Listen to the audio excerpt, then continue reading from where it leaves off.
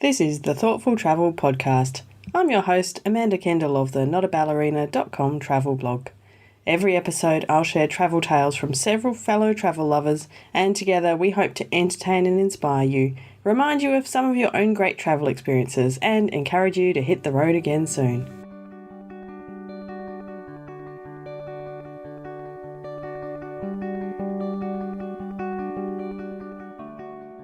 Hello and welcome to episode 32 of the Thoughtful Travel Podcast on keeping a travel journal. Now, I don't know about you, but I have a very long history of keeping travel diaries or travel journals or travel scrapbooks or basically any kind of way that I can record my travels. It started off back when I was, I think 8.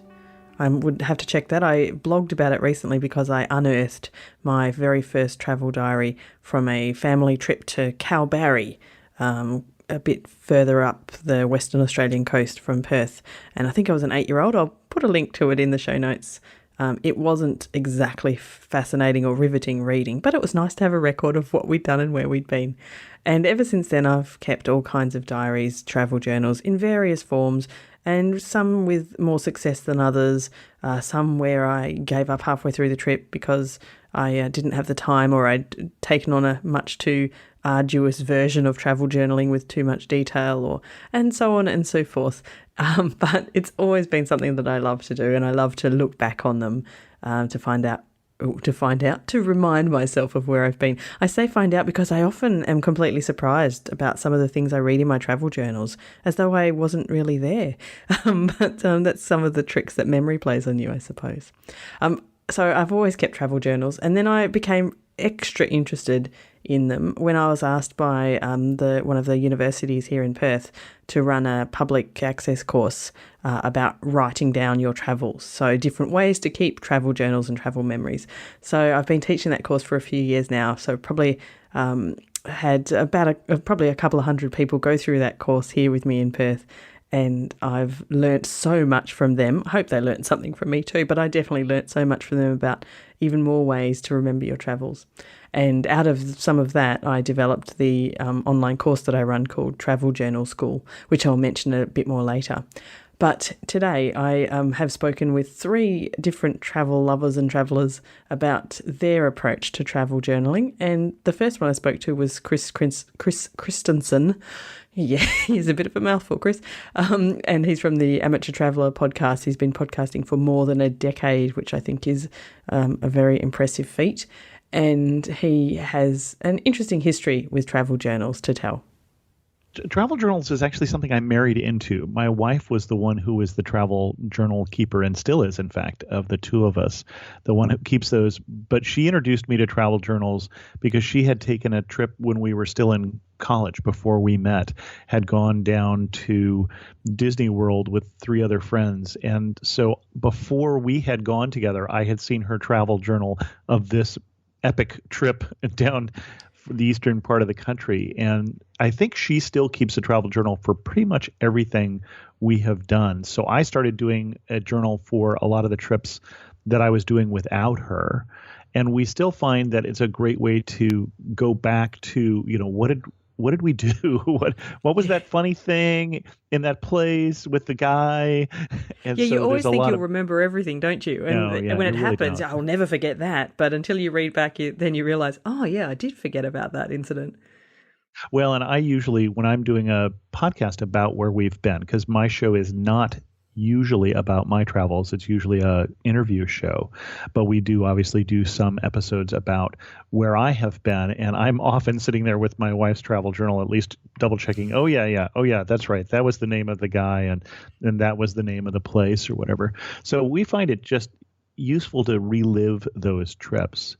And she will go through and we'll just keep notes every day, just, single words or double words or things like that. And then we'll go through before we finish the trip, usually, even if it's on the plane on the way back, and we'll turn that more into a narrative. And it's really not for anyone else to read. It's not, the target audience is 1 or 2 people, basically. But it's just for us to remember that trip. And it really are things that are valuable. They're special to me. One of the times for my wife's birthday, I took some of the photos from trips we had been on, and I gave her a blank notebook that had a laminated cover that was all of these special trips that we had done, so that she would have a travel notebook just for the future trips. Oh, that's beautiful. I just want to go back to your process because it sounds really interesting. So during the trip, she and or you just take really simple notes, sort of like basic facts kind of thing? At least that. If there's no time to write a real narrative, it's enough to jog your memory. What was the name of the place? What was there was that story about this, and there was that guy who we saw. Oh, we saw that store that had the swords in the windows, or, just that level of detail. Yeah. Often, if we don't get a chance to write the narrative right away. Right. But then you generally do go back and turn it into a more narrative kind of affair. Yeah.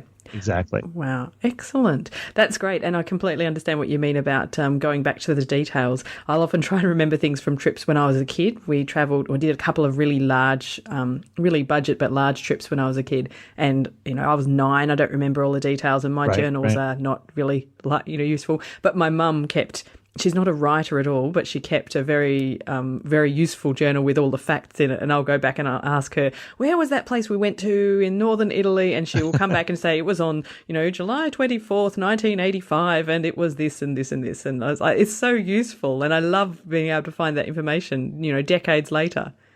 Well, we also have the one place that we wrote down which places we went in which years, because my wife and I have been married coming up on 35 years next month. And so there's a lot of trips in there. That is a lot of trips. Trips to see family, domestic trips, international trips. We've been together on 5 continents so far. Wow. Nope, sorry, 6 continents so far. Oh, and we haven't been to Antarctica. Is the only place we haven't been. And so there's a lot of detail. And so just keep track of that. Now it's in Evernote, but it really just used to be on a piece of paper someplace. Oh, and that's fabulous. With Amateur Traveler, you'll find if you dig deep enough, there are actually a couple travel journals that I put up on the site before I learned that travel journaling is not travel blogging or travel writing. Yes. That it's a great place for you to put your information, but it doesn't make for great reading for someone else of, we started here, we flew in, and then we picked up our luggage. And, it doesn't, that is not good travel writing, but it is good travel journaling. Yes, and absolutely. So I don't publish my travel journals anymore, but I know there's a trip to Mexico, a 6-day trip to Mexico or 7-day trip to Mexico that I went on my own that I did publish way back in the day, somewhere on the site. But you won't see me do that anymore. Chris makes a really important point that travel journaling is definitely not the same as travel writing or travel blogging. And it's probably a fairly rare travel journal that should be, shall we say, exposed to the public in its raw form. But it is a tricky balance, I think, when you're keeping the travel journal, especially on a busy trip where it's hard to find time to even sit down each day to make any kind of notes. It's hard to have the balance between, some facts and figures that you want to include and the basics of, where you are and the hotel you stayed at and stuff like that. But also balancing that with, something, more interesting or less dry, the stories that you've encountered, the people you've met. And it's really tricky. And I find that with my students that I've taught in this area, it's hard to have something that's informative. And as Chris discusses, you can go back and look at it and find the facts that you're after, but also interesting enough that you actually, enjoy rereading it, or maybe that you even want to share it with people. So it is a tricky thing to do, to strike that balance, I think. Maybe one way to do it is the way my next guest does it. So she does less writing, and this is perhaps her trick to have that balance. So you might remember Aggie Lim from episode 29 when she talked about travel sketching. And I also asked Aggie about her approach to travel journals. I guess mine tends to centre around sketching, and so I tend to sketch on one page and write on the other page. But I don't write a lot because I don't have much space to write in, really. And that's a good thing, probably.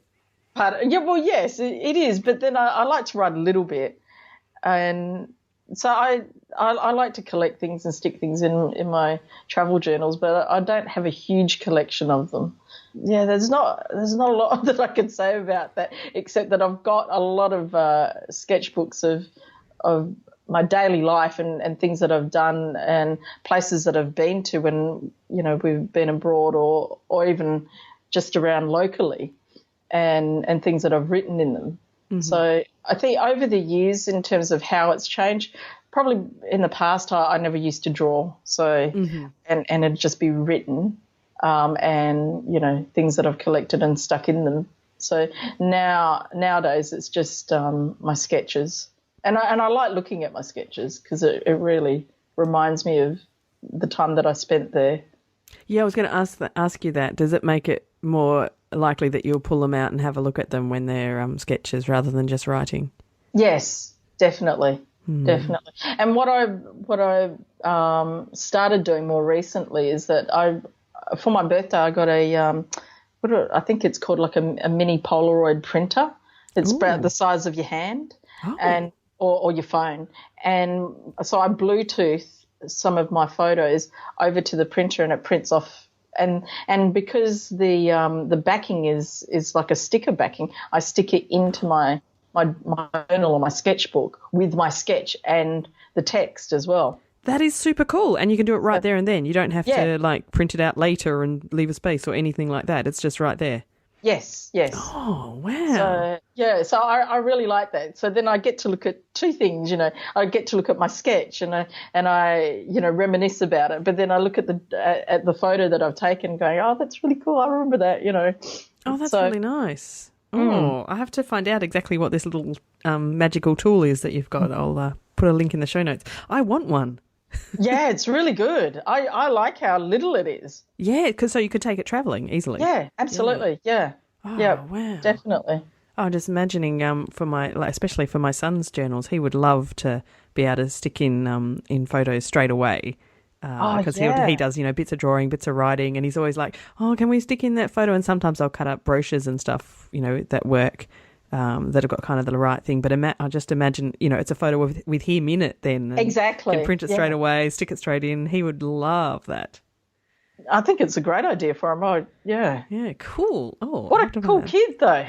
Oh, he's a cool kid, yes. But it's been my life's mission, well, since he was born 6 years ago, to make him into a very addicted traveller. So, so I've been working very hard at encouraging this. But actually, it was also his teachers have been really encouraging about it. So last year, when we had the month off and went to Iceland and stuff, his teacher gave him a brand new exercise book and said, right, I want you every day to draw a picture and write a sentence. And that's so good. Yeah, and because his teacher had said to do it, then he, of course, would do it every day. And so we came back with this fabulous memory of our trips. But he was funny because he would pick I said, just pick one thing from the day and that's what you can draw and write about because some days, we're very busy. And he wouldn't necessarily pick what I thought was the most significant moment by far. Like I remember on one day we were in London and we'd, walked around for ages and we'd seen all the, significant buildings and Houses of Parliament and Big Ben and all this, stuff that he knew about before and he was really excited to see it. But then when we sat down at night to write his, to do his journal, he drew this big picture of a hamburger and chips and he said, at the pub in London, we had hamburgers and chips for lunch. And I was like, that's great. That was a highlight, yes. Well, exactly. He was 5. That was his highlight. So who am I to judge that?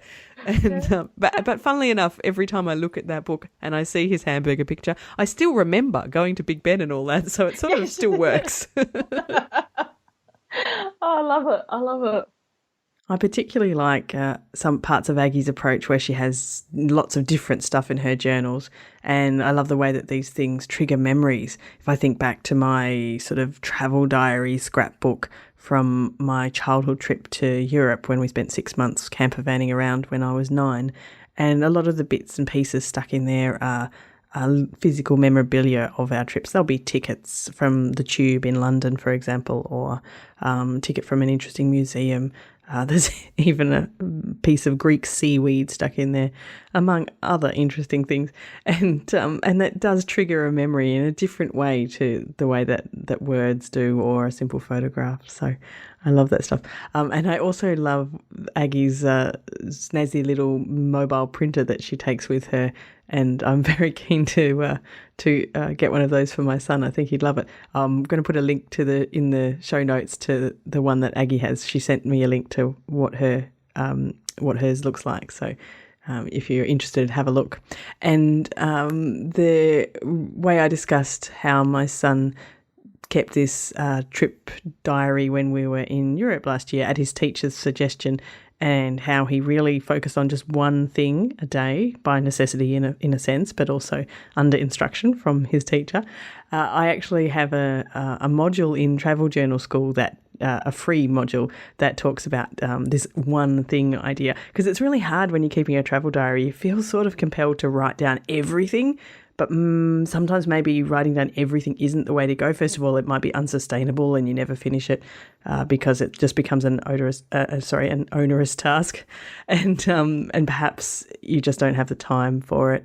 And I love the idea of just picking one thing from every day. So I'll leave a link in the show notes, or you can just go to traveljournalschool.com/one thing. And it's just a link to a free module so that you can see what Travel Journal School looks like as well. But it includes this a lesson about one thing journaling, which I think I've never managed to do it properly for a whole trip because I'm sort of paranoid about losing information, but it's something I aspire to. I think my son manages to do it quite well. Kids are good like that. They sort of live in the moment. So it's an interesting thing to ponder in any case. Now, my final guest today is Holly Galbraith. We meet up most years at the Pro Blogger Conference. She's living in Sydney at the moment, and she works in digital marketing and social media for the tourism industry. So lots of experiences with lots of interesting tour operators and all kinds of stuff in that industry. And she's travelled a lot as well. So Holly talked to me about how her journaling habit has changed over the years. I think it's changed a bit over how long have I been travelling for? More than 20 years. Let's say my big trip where I was away, my first big trip where I was away for 3 months, I think, was a trip to Europe. And I kept a extremely detailed travel diary. And I'm so glad that I did that. And in fact, I spent a month of those 3 months in Turkey, and I was thinking it would be great. I turned 21 there on that trip. Oh, cool! And I just had the best time ever. And I was thinking, I could actually 20 years later. I'm nearly 41 or 41 next year. I could recreate that trip because the travel diary is so detailed. Oh, how cool. Because I imagine that 20 years later, especially a country like Turkey, would be so different. Absolutely. That would be fascinating to compare the two. Yeah. I've got this dream to do a documentary or something on it. That would be amazing. I just don't know how I can pull it off. But and a lot of my travel journals from my younger travels are actually letters they're written sort of like letters that no one really got. Ah, nice. And I think I just found it easy to feel like I was writing to someone when I was writing those.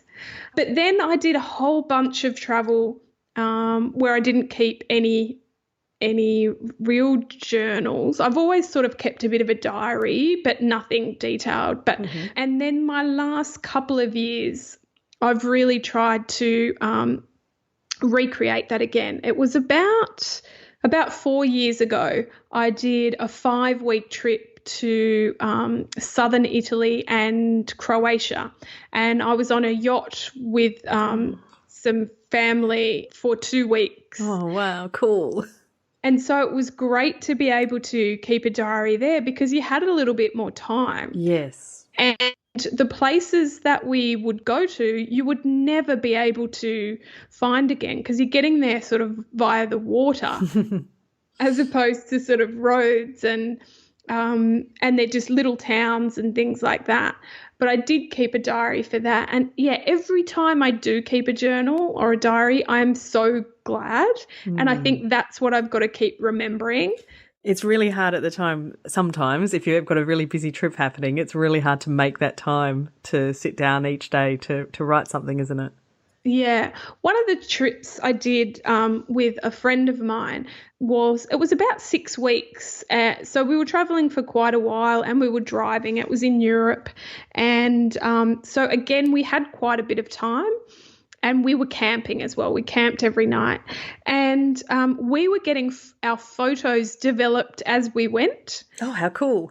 And then writing on them. Oh, what a great idea. As we went. So they're the best photo albums I've got, the most detailed. I bet. And that's another great idea, I think, when thinking about keeping a diary or traveling or things like that, especially if you're going for a long period of time. Because, that's been really, really helpful. And I think, why do we want to keep these, diaries or mementos? And you sort of think, are you keeping it for yourself or are you keeping it for future generations? Are you keeping it in case one day you become famous and someone might want to look at you, write a book about you based on your journals? Yeah, good question. Journals. Because all my diaries and journals, they take up a fair bit of space. Yeah, same. I just can't sort of throw them out. But I started writing a journal or a diary from when I was about 13 or 14. Mm-hmm. So I was in the habit when I was younger of keeping diaries and journals, and now I can't survive without a diary of some sort. So I wonder if you have to be a diary person. Yes, I think you might be right, or at least you have a kind of a love for words at least. But because I run courses in this stuff, and sometimes it's the non-wordy people who are the real scrapbookers, or they do something that's a bit less wordy and more visual. I particularly enjoyed hearing Holly ask the question of why are we keeping this travel journal or travel diary, and I have to say there's a little part of me that hopes maybe someday I'll become famous and someone will write a book based on my travel journals. Wouldn't that be kind of cool? I don't know what sort of useful resources I've left them, though. My travel journals are probably not very useful for other people. But who knows? We'll just have to wait and see if I become famous first. But anyway, that about wraps it up for episode 32 on keeping a travel journal for the Thoughtful Travel podcast today. I will leave links in the show notes to a bunch of stuff I've talked about today, but just to give you an overview of where you can find my guests, you should definitely look up Chris Christensen's site, Amateur Traveller. So he's got a website and blog at amateurtraveller.com, and he also has, as I said, a very long-running and excellent podcast called the Amateur Traveller. So you can look that up on iTunes or wherever you download your podcasts. After Chris, I spoke with Aggie Lim from Drawn to Explore, and you can find her at aggielim.com.au, and I am leaving the link to her fancy little mobile printer too. And last but definitely not least, I spoke with Holly Galbraith, and you can find her at hollyg.com.au. And Holly also runs a podcast to help people in the tourism industry promote their business and, learn lots about it. And it's called the Tourism Upgrade Podcast, so do look that up as well. These details and more, including the link for Travel Journal School, if you want to try out that bonus module about one thing journaling, that's at traveljournalschool.com/one thing. And all of those links will be in the show notes. And for this episode, you can find the show notes at notaballerina.com/32. I did want to give a quick big thank you to several people who've left really, really lovely reviews recently. They're so flattering that I think they can't be about me. So they're just so nice. So thank you very much. It really, really makes my day. So if you have a chance to hop onto iTunes and leave a rating and or a review for the Thoughtful Travel podcast, I would be super happy. If you have anything to say, then do get in touch. I'm on Twitter all the time, so you can reach me there at Amanda Kendall. You can tweet about the podcast using the hashtag ThoughtfulTravelPod, and you can also look me up on Facebook by searching for Not a Ballerina. Thank you so much for listening. This has been another episode of the Thoughtful Travel Podcast. Show notes and other information are at notaballerina.com/podcast. Join me again soon for another chat about why we travel. Bye for now.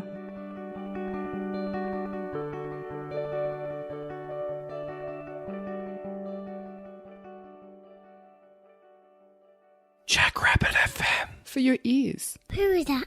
Hi, Puck Pass.